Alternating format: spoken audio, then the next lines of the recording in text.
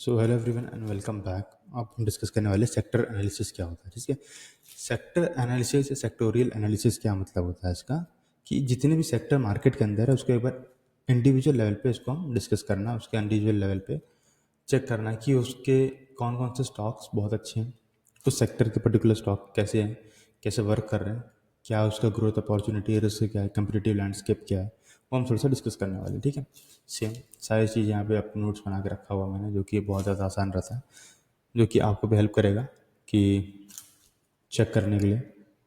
या फिर आप एक बार इसमें स्क्रीनशॉट वगैरह भी ले सकते हो, अगर पॉसिबल होगा तो डॉक्स में अपलोड कर दूंगा। लेकिन क्योंकि ये मैंने जर्नली लिखा हुआ है पूरा, तो कुछ कुछ चीज़ें इसमें से हो सकता है कि आपको अभी समझ में ना आए, तो एक बार फिर से इसको देखिएगा। पहले हम समझते हैं सेक्टोरियल एनालिसिस और मैक्रो फैक्टर क्या क्या है। मैक्रो फैक्टर मतलब बड़े लेवल पे, बड़े लेवल मतलब पैन इंडिया लेवल पे क्या दिक्कतें हैं, और सेक्टर उसी के बेस पे एनालाइज किया जाता है। सपोज एक सेक्टर लेते हैं, सेक्टर एनालिसिस के अंदर specific sector industry economic like IT, FMCG, banking, pharma, information technology, IT, FMCG, fast moving consumer goods, banking यानी बैंक हो गए, फार्मा मतलब दवाई वाई के सेक्टर के अंदर। ठीक है, ये सेक्टर हो गए। इसके अंदर और भी सेक्टर आ सकते हैं, ऑटो आ सकता है, मेटल आ सकता है, एनर्जी आ सकता है, मतलब बहुत सेक्टर, सेक्टर की कमी नहीं है।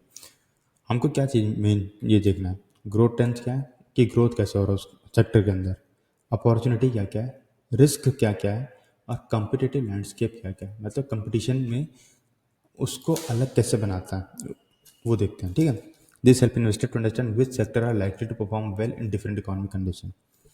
हर एक इकोनॉमिक कंडीशन में हर एक सेक्टर अलग अलग चलता है। जैसे जब कोविड आया, है ना, जब कोविड आया तो फार्मा बहुत अच्छा चला, क्योंकि भाई फार्मा चलना ही चलना है।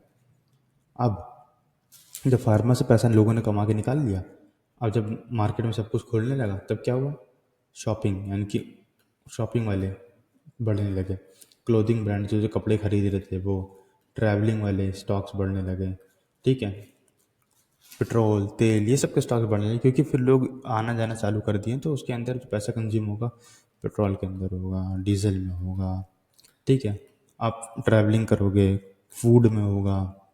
ठीक है, होटल्स में वगैरह हो गए, तो वो पैसा मूव होता रहता है। तो उसी को बोलते हैं सेक्टोरियल परफॉर्मेंस, या इसको एक और चीज़ बोलते हैं सेक्टर रोटेशन। नोट करें, सेक्टर रोटेशन मतलब एक सेक्टर से पैसा निकाल के दूसरे सेक्टर में पैसा डाल दिया। ये तब काम आता है सेक्टर रोटेशन, जब एक पर्टिकुलर सेक्टर रुक जाता है। अभी मैं आपको एग्जांपल देके चलता हूँ। सपोज मान लेते हैं कि भाई कोविड लग गया, जैसे हम लोग ने इस बार हुआ था।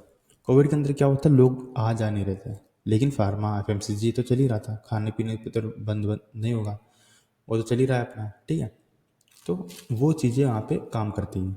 तो लोग क्या करते हैं, पैसा निकालेंगे, होटल वाले स्टॉक से पैसा निकालेंगे, ट्रैवलिंग वाले स्टॉक से पैसा निकालेंगे, और निकाल देंगे एफएमसीजी में लगा देंगे। ठीक है, तो ये सब चीज़ें होती है।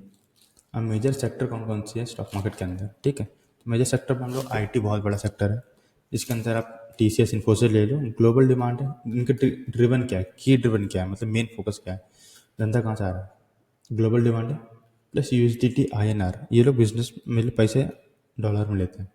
तो जो भी रेट डॉलर को ऊपर नीचे चल रहा होगा तो ये फ़ायदा इनको होता है। ठीक, बैंकिंग एंड फाइनेंस सेक्टर हो गया एक। ठीक है, H D F C bank ऐसी ऐसी, ये किस पे काम करते हैं, इंटरेस्ट रेट, क्रेडिट ग्रोथ, यानी कि किसी को लोन देना तो लोन पे जो ब्याज देते हैं उस पर कमाई करते हैं, इंटरेस्ट रेट।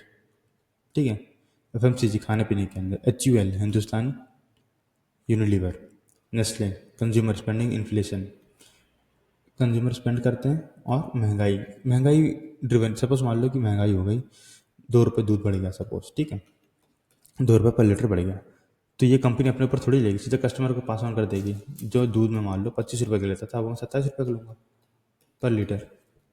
ठीक है, मेरे जेब से कुछ नहीं जा रहा है, 2 रुपये कस्टमर ही पे करेगा। ठीक है, तो ये होता है।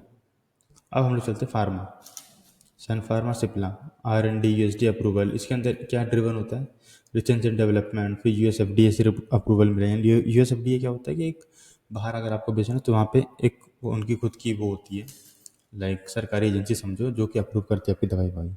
ऑटो के अंदर Tata motor Maruti, fuel prices अगर कुछ दिक्कत करेगा तो यहाँ पे शेयर्स में दिक्कत आएगी, कंज्यूमर की डिमांड बढ़ेगी या घटेगी तो शेयर्स के अंदर दिक्कत आएगी।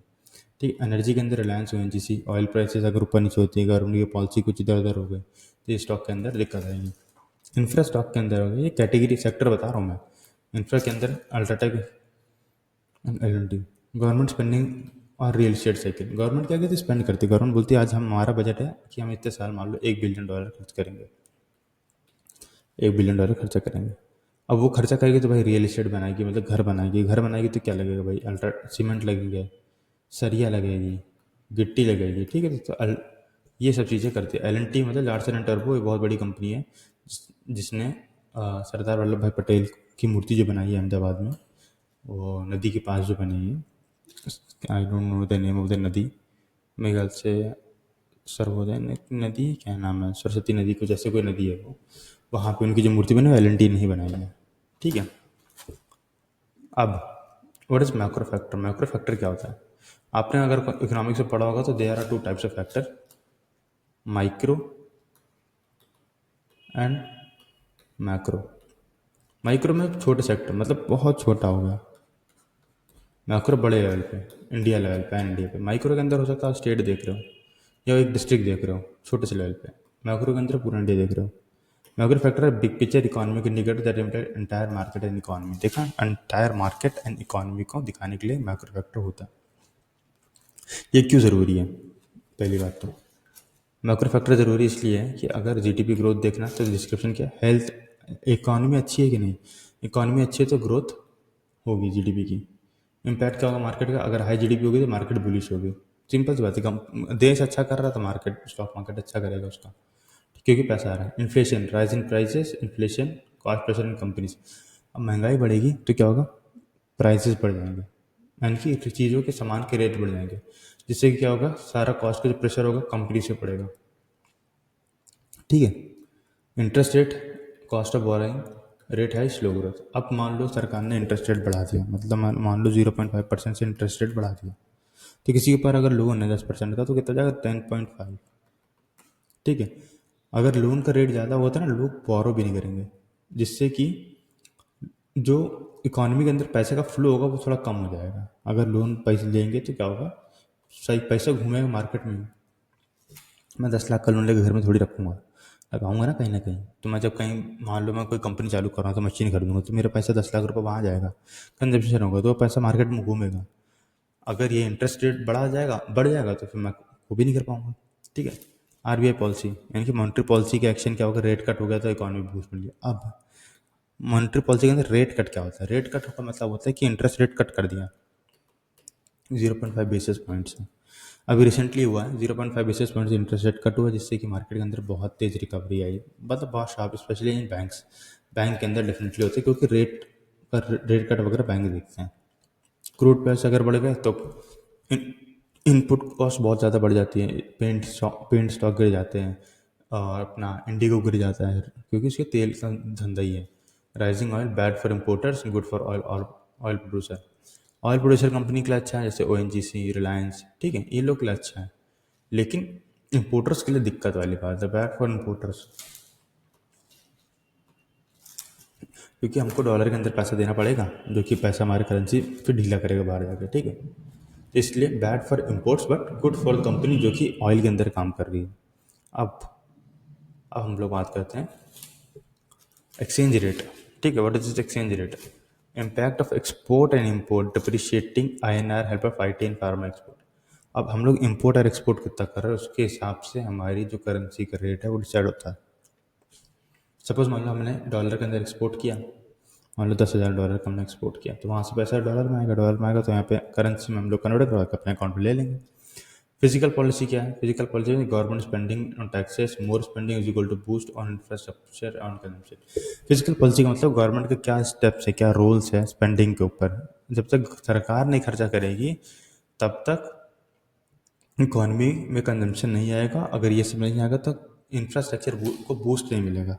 जब बूस्ट नहीं मिलेगा तो फिर वहीं पे अपनी इकोनॉमी स्टेबल रहेगी। अब चलते हैं how sector analysis and macro factor work together, दोनों काम कैसे करते हैं, दोनों मिलकर, ठीक है। तो कहाँ गए यहाँ पे, सपोज मान लो IT सेक्टर है, इसने अच्छा किया, रुपया वीक हो गया, ठीक है, तो US इकोनॉमी स्ट्रांग होगी, इंटरेस्ट रेट है स्टेबल, यूएस के पास मतलब $1 की जो कीमत में पहले ₹80 दे रहा था, अब वही सेम डॉलर को मुझे ₹85 देना पड़ रहा है। ठीक है, यहाँ पे अपना रुपया वीक हो गया, इसमें क्या हो गया, यूएस की इकॉनमी स्ट्रांग हो गई। अब एग्जाम्पल टू ऑर्डर सेक्टर में इम्पैक्ट क्या होगा, फ्यूल के प्राइसेस बढ़ेंगे तो इंटरेस्ट रेट और कंज्यूमर डिमांड, अगर फ्यूल के प्राइसेस बढ़ जाएंगे, इंटरेस्ट रेट बढ़ जाएंगे, तो कंज्यूमर की डिमांड भी उस हिसाब से कम या ज़्यादा हो जाएगी। ठीक है, कम ज़्यादा का मतलब है अगर तेल के रेट कम होगा तो लोग धीरे धीरे गाड़ियों में तेल ज़्यादा भराएंगे, फुल कराएंगे टंकी। ठीक है, रेट कम हो जाएगा इंटरेस्ट रेट, तो भाई गाड़ियों पर लोन तो उठाते उठाते हैं, तो वो उठाएंगे भर भर के। अब हम लोग बात करते हैं कि बैंकिंग सेक्टर को क्या बेनिफिट होगा। इंटरेस्ट रेट कम होगा, लोन डिमांड बढ़ेगी, NPA net asset, NPA under control, मतलब एनपीए एक चीज़ होती है, नेट एसेट पोर्शन बोलते हैं, क्या बोलते हैं एक्चुअली, एग्जैक्टली मुझे नाम याद नहीं आ रहा, मैं इसको आगे डिस्कस करूँगा एनपीए। ठीक है, एनपीए हम लोग डिस्कस करेंगे क्या होता है, तब तक हम एक बार चेक कर लेते हैं what is this the meaning of NPA.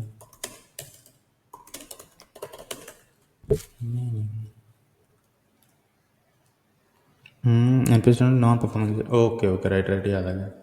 NPA refer to the non performing asset, कि उनके एसेट परफॉर्म नहीं करेंगे, खड़े रहेंगे, अंडर कंट्रोल में रहेंगे, जिससे कि net performing assets. Investor strategy, always align your investment with macro environment, macro environment से आपने इन्वेस्टमेंट अलाइन रखना। High inflation face, avoid FMCG, margin pressure, prefer commodities. अगर महंगाई बढ़ गई है तो हमेशा एफएमसीजी को अवॉइड करके कमोडिटी में घुस जाओ।